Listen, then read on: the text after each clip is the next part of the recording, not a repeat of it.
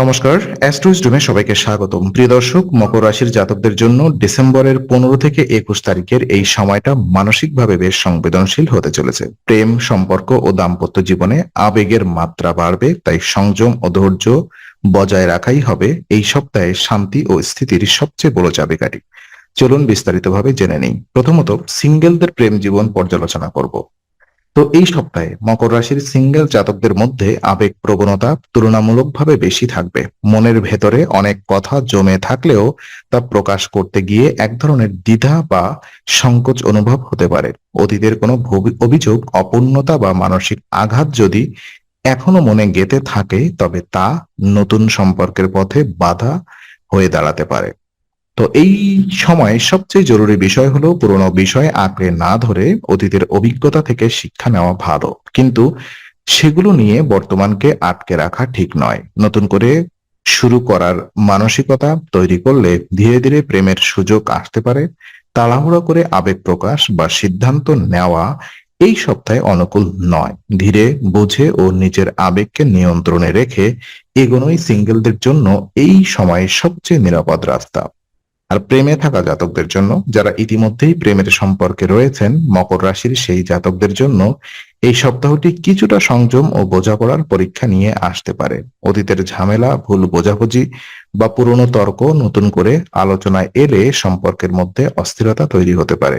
তাই ইচ্ছাকৃতভাবে পুরনো বিষয় টেনে আনা থেকে বিরত থাকাই শ্রেয়।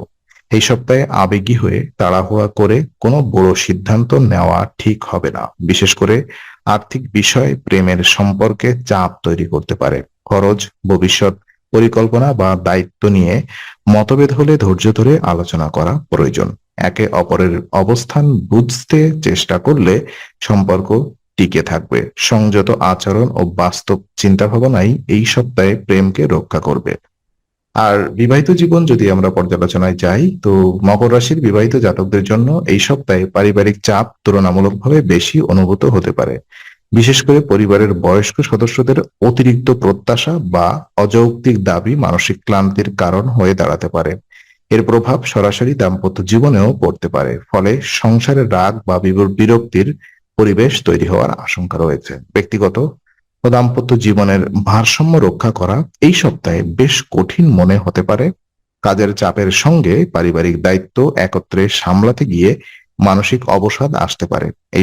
এই অবস্থায় রাগের বশে কথা বললে পরিস্থিতি আরো জটিল হতে পারে। ধৈর্য, সংযম ও শান্ত মন নিয়ে পরিস্থিতি সামাল দিলে ধীরে ধীরে স্থিতি ফিরবে এবং দাম্পত্য সম্পর্ক অটুট থাকবে।